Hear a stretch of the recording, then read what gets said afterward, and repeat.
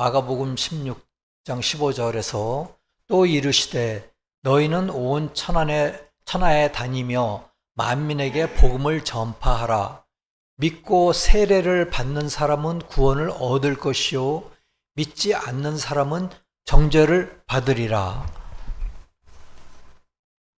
믿는 자들에게는 이런 표적이 따르리니 곧 그들이 내 이름으로 귀신을 쫓아내며 새 방언을 말하며 뱀을 집어 올리며 무슨 독을 마실지라도 해를 받지 아니하며 병든 사람에게 손을 얹은즉 나으리라 하시더라. 주 예수께서 말씀을 마치신 후에 하늘로 올려지사 하나님 우편에 앉으시니라. 20절도 읽어드리겠습니다. 제자들이 나가 두루 전파할세 주께서 함께 역사하사 그 따르는 표적으로 말씀을 확실히 증언하시니라. 그리고 천국의 비밀 1820번을 읽어드리겠습니다. 천국으로부터 빛을 받은 교회의 모든 구성원들은 주님과 그의 인성 안에 있는 신성을 봅니다.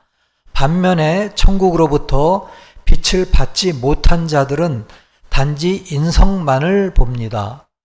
실제로는 주님 안에 있는 인성과 신성은 하나로 연합되어 있습니다. 주님은 요한복음 17장 10절에서 내 것은 다 아버지의 것이요 아버지의 것은 내 것이라고 가르치셨습니다. 새 예루살렘과 천적 교리 285번도 읽어드리겠습니다. 교회에 속하고 천국으로부터의 깨우침을 즐기는 모든 사람은 주님 안에 있는 신성을 봅니다.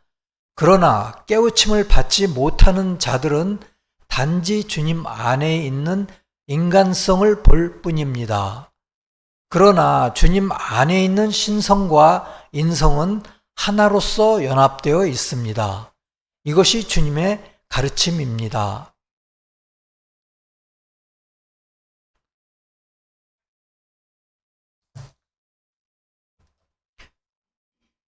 주님은 요한복음 16장 28절에서 내가 아버지에게서 나와 세상에 왔고 다시 세상을 떠나 아버지께로 가노라 하셨습니다. 그러니까 이때부터 주님은 주님이 다시 아버지께로 돌아간다 하는 말씀을 하셨는데요. 제자들은 그게 무슨 말인지 몰랐죠. 주님은 부활하신 후에 한 40일 동안 500여 형제에게 일시에 보인 적도 있고 물론 11제자가 함께 모인 자리에서 보인 적도 있으십니다. 그런데 이스라엘이 회복될 때가 언제입니까? 제자들은 물었어요. 제자들은 주님이 부활하시고 승천한 때가 가까웠어도 이스라엘 나라, 자기 나라의 회복을 생각하였어요. 주님께서는 내 나라는 여기에 속한 것이 아니라고 말씀하셨음에도 불구하고 이제 그런 자연적인 생각을 계속한 것입니다. 그래서 주님은 이스라엘 나라의 회복하시는 때와 시기는 아버지의 권한에 두셨으니 우리가 알 바 아니라라고 하셨습니다. 그러니까 너희가 알 바 아니라고 제자들에게 말씀하신 것입니다. 그리고 땅끝까지 증인이 되라고 하시고 올려 가시고 구름이 가리어 보이지 않게 되셨습니다. 그때 흰옷 입은 두 천사가 하늘로 올라가심을 본 그대로 다시 오시리라고 하였습니다. 우리가 알지 못하는 것은 주님의 권한에 두어야 하겠습니다. 다만 우리는 주님의 나라가 이 세상에 속한 것이 아니라 영계에 관한 것임을 지금은 알고 있습니다. 그 영계의 소식을 스베덴보리님을 통해서 우리는 어느 정도 들은 상태입니다. 오늘은 주님의 승천과 그 의미에 대해 우리가 알 수 있는 정도 조금이나마 나누고자 합니다. 마가복음 16장 19절에서 주 예수께서 말씀을 마치신 후에 하늘로 올려지사 하나님 우편에 앉으시니라 하셨습니다. 이 말씀은 주님의 신성에 관한 심오한 의미를 가집니다. 주님의 승천과 하나님 우편에 앉으심은 주님의 인성과 신성의 완벽한 결합을 의미합니다. 이와 같이 주님은 승천하셔서 하나님 우편에 앉으셨다고 말씀을 하셨는데 그 의미를 같이 살펴보겠습니다. 그 의미는 주님의 인성과 신성의 완벽한 결합을 의미하고요. 주 예수 그리스도가 신성이 충만한 완전한 하나님이심을 의미하는 것입니다. 주님의 영화는 이 부활과 또 오늘 말씀드리는 승천에 의해서 완전하게 되었습니다. 그래서 주님의 인성은 신성이 되셨습니다. 주님의 신성과 인성은 하나가 되었습니다. 그리고 주님은 이 땅에서와 같이 더 이상의 겸비의 상태는 없게 되었습니다. 하나님 우편에 앉으셨다는 것은 무엇을 의미할까요? 공간적인 위치를 말씀하신 것일까요? 즉 천국에 보좌가 둘이 있어서 하나님 우편 그 자리에 앉으셨다는 것을 말씀하신 것이 아니고, 공간적인 위치를 말씀하신 것이 아니고 주님의 전지전능을 말씀하시는 것입니다. 마태복음 28장 18절에서 예수께서 나와 말씀하시되 이르시되 하늘과 땅의 모든 권세를 내게 주셨으니 라고 말씀하셨습니다. 또한 요한복음 17장 2절에서는 아버지께서 아들에게 주신 모든 사람에게 영생을 주게 하시려고 만민을 다스리는 권세를 아들에게 주셨음이로소이다 하셨습니다. 만민을 다스리는 권세를 주신 것입니다. 우편은 말씀에서는 권능의 상징이었습니다. 그래서 이 말씀들은 주님이 모든 신적 능력을 가지신 신적 인성으로서의 주님을 말하는 것입니다. 참된 기독교 791번에서는 영계에서 주님께서는 말씀하시기를, 주님은 세상에서 주님을 따르던 12 제자를 불러 모으셨습니다. 그러니까 이때는 1770년이었죠. 다음 날 주님은 제자들을 전 영계로 보내셔서 복음을 전파하게 하셨습니다. 어떤 복음이었을까요? 주 하나님 예수 그리스도가 통치하시며 그의 왕국은 세세토록 지속될 것이라는 복음을 전파하게 하셨습니다. 라고 되어 있습니다. 이것은 성경 말씀에서도 확증이 되는데요. 다니엘서 7장 13, 14절을 보면은 내가 또 밤 환상 중에 보니 인자 같은 이가 하늘 구름을 타고 와서 옛적부터 항상 계신 이에게 나와 그가 앞으로 인도됨에 그에게 권세와 영광과 나라를 주고 모든 백성과 나라들과 다른 언어를 말하는 모든 자들이 그를 섬기게 하였으니 그의 권세는 소멸되지 아니하는 영원한 권세요 그의 나라는 멸망하지 아니할 것이라고 예언되어 있습니다. 그러니까 아까 말씀하시던 것과 같은 것이죠. 또한 요한계시록 11장 15절에서 7째 천사가 나팔을 불매 하늘에서 큰 음성들이 나서 이르되 세상 나라가 우리 주와 그의 그리스도의 나라가 되어 그가 세세토록 왕노릇 하시리로다 하니 라고 말씀하신 바와 같습니다. 그러니까 아까 말씀드린 그 참된 기독교 말씀과 같은 말씀이죠. 그래서 요한복음 3장 35절에서는 아버지께서 아들을 사랑하사 만물을 다 그의 손에 주셨으니 하셨으며, 마태복음 11장 27절에서는 내 아버지께서 모든 것을 내게 주셨으니 아버지 외에는 아들을 아는 자가 없고 아들과 또 아들의 소원대로 계시를 받는 자 외에는 아버지를 아는 자가 없느니라 라고 말씀하셨습니다. 새 예루살렘과 천적 교리 저서에서는 말하기를 아버지와 하나 되는 주님의 신성을 인정하는 것이 필수적이며 주님의 교회에 속할 수 있다고 말하고 있습니다.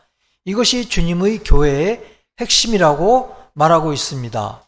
저희 교회도 이러한 교리와 또 주님의 신성을 인정하는 것을 바탕으로 저희 교회가 이루어져 있고 또 나아가고 있습니다.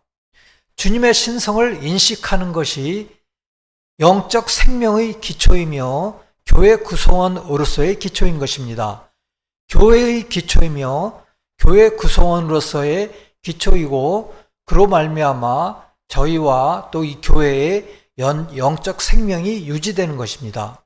주님은 하나님 아버지로부터 분리된 것이 아니며 보이는 하나님으로서 하늘과 땅을 영원히 통치하시는 것입니다. 주님의 부활과 승천은 단지 역사적인 사건, 기적적인 시간이 아니고요. 주님의 신적 인성의 수립이며 영적 생명과 능력의 기초인 것입니다. 주님이 이 세상에 오심은 하나님의 인류에 대한 사랑으로부터 오셨고 육신을 입으신 것이었습니다. 그래서 우리가 주님이 오시고 주님과 우리와의 그 차이가 어떤가를 생각해 보건대 개미의 비유로 생각해 볼 수가 있을 것 같습니다. 비유로 들어서 우리 인간이 만일 개미를 창조해서 만들어 가지고 개미 나라를 구성하게 하고 그 개미 나라가 그 이루어지는 양상을 계속 살펴보건대 도저히 눈뜨고 볼 수가 없어 가지고 우리 인간이 개미가 되어 가지고 개미들 가운데로 가셔 갖고 개미들을 가르치시고 고난을 당하고 그리고 부활하고 승천하신 것과 같습니다. 그러다가 다시 인간으로 다시 돌아와서 그 개미들을 돌보시는 것과 같습니다. 그와 같이 우리가 주님은 인성과 신성을 이러한 비유로서 생각해 보는 것도 도움이 될 것 같습니다. 예수님은 제자들에게 온 천하를 다니며 모든 피조물에게 복음을 전파하라고 말씀하셨습니다. 믿고 세례를 받는 사람은 구원을 얻을 것이다. 그러나 믿지 않는 사람은 정죄를 받을 것이다. 그래서 지금부터는 이제 마가복음에서 하신 말씀을 다시 한번 살펴보겠습니다. 예수님께서 믿고 세례를 받는 것에 대해 말씀하실 때 그분은 우리의 영적 발달의 시작을 언급하신 것입니다. 마태복음에서 보았듯이 첫 번째 단계는 이 땅에 하나님 나라를 세우기 위해 오신 예수 그리스도의 신성을 인정하는 것입니다. 그러나 믿는다는 것에는 예수님이 가르치신 진리에 따라 살고자 하는 진지한 열망이 뒤따라야 합니다. 예수님은 믿지 아니하는 자는 심판을 받으리라고 말씀하셨습니다. 이는 하나님으로부터 흘러나오는 성과 진리를 고의적으로 외면하는 선택을 의미합니다.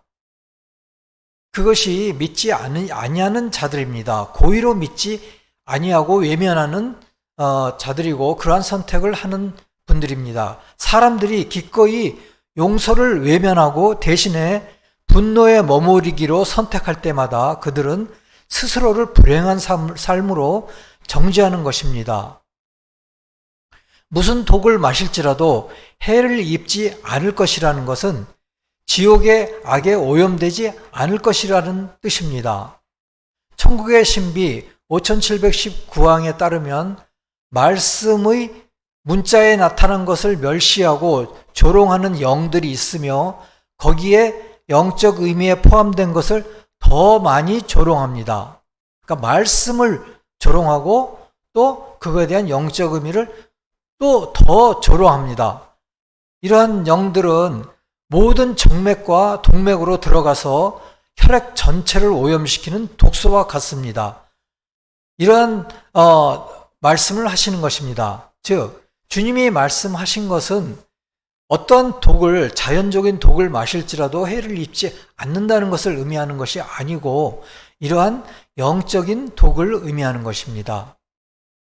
우리는 거기에 믿는 자들은 해를 입지 않을 것을 의미하는 것입니다. 즉 영적인 정맥과 영적인 동맥으로 흘러들어가 영적인 혈액 전체를 오염시킵니다.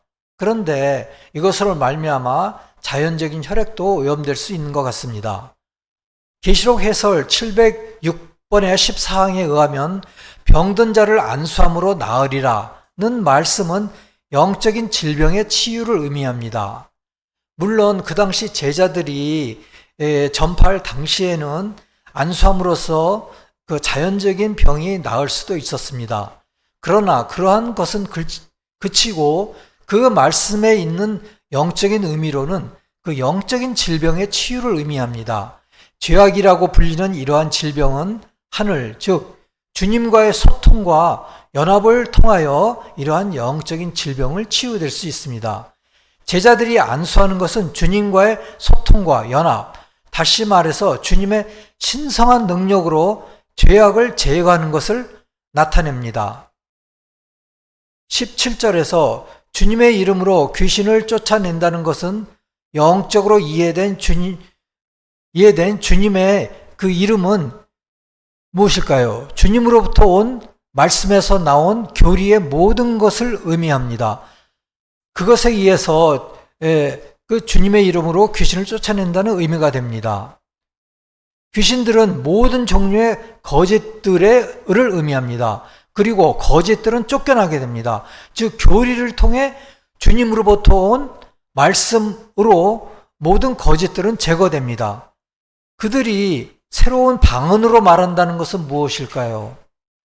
그것에 대한 의미는 거짓들이 쫓겨남으로 말미암아 새 방언을 말하며 새로운 방언들은 새 교회를 위한 교리를 의미합니다. 그러한 새로운 교리를 우리가 얘기하고 나누게 된다는 것을 의미합니다. 뱀을 집어 올리는 이유는 뱀이 사악함에 관한 지옥을 의미하기 때문이며 따라서 그 침입으로부터 안전할 것이라는 의미입니다. 병든 자가 안수에 의해서 회복된다는 것은 하늘과의 교통과 유대를 통해 따라서 주님과의 연결을 통해 죄악과 죄라고 불리는 영적 질병으로부터 영적 건강과 그로 말미암은 육체적인 건강을 회복하는 것을 의미합니다. 제자들의 안수, 주님과의 소통 및 결합에 상응하여 따라서 그분의 신성한 능력에 의해 죄악을 제거하는 것을 의미합니다. 천국의 비밀 9937번의 10항에서는 죄악을 짊어진다는 말은 주님께서 선한 사람들에서 죄를 옮기시고 제거한다는 것을 의미합니다.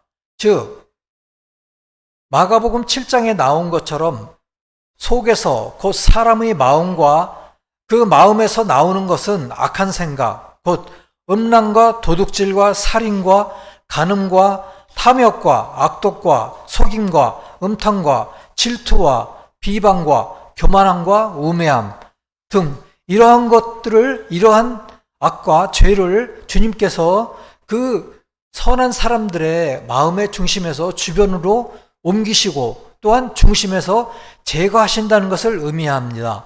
그리고 이러한 것은 주님에 의해 지속적으로 교회 안에서와 교회의 성전님들과 또 일반 사회에서도 주님께서 또 섭리하신 것입니다.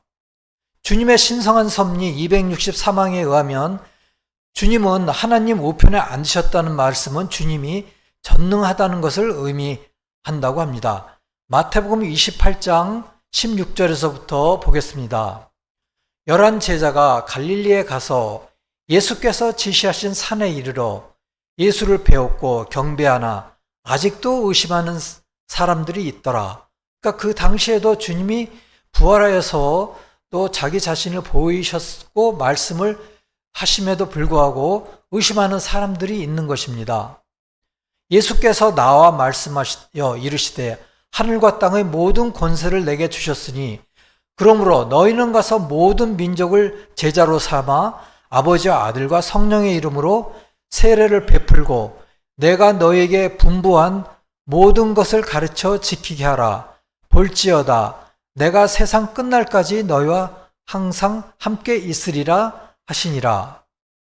주님께서는 마태복음 28장 20절에서 내가 세상 끝날까지 너희와 항상 함께 있으리라 하셨습니다. 이것은 무엇을 의미할까요? 주님이 제자들에게 나타나신 것처럼 자연적인 몸으로 나타나셔서 우리와 함께 하신다는 것일까요? 이것은 사랑과 믿음 그리고 인애, 교회에 속한 모든 속성, 또 교회에서 이루어지는 모든 또 영적인 행사라든지 또는 우리의 예배와 기도와 이러한 교회에 관한 모든 것에 함께 하시겠다는 의미입니다. 즉 주님이 이 보내신 성령의 무소부재와 그 일하심을 의미합니다. 주님은 내가 가는 것이 유익한다고 말씀하셨습니다. 주님은 가시고 나서 성령을 이 세상에 보내셨습니다.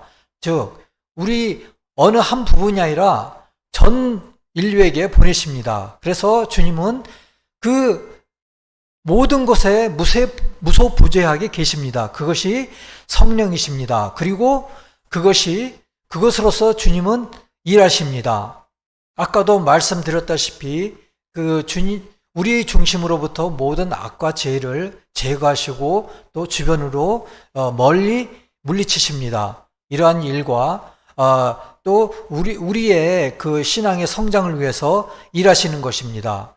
이러한 것이 주님께서 세상 끝날까지 너희와 함께 있으리라 하시는 의미이신 것입니다.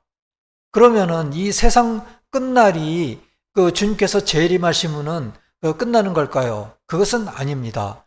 우리 인류가 종속하는 그 날까지 우리와 항상 함께 있으시다라는 말씀이신 것입니다. 그래서 우리는 이러한 것을 항상 인식을 하고 주님께 기도와 예배와 또 찬송과 교회 활동을 그치지 않아야 하겠습니다. 요한복음 14장 20절에서는 말합니다. 그날에는 내가 아버지 안에 너희가 내 안에 내가 너희 안에 있는 것을 너희가 알리라. 아멘.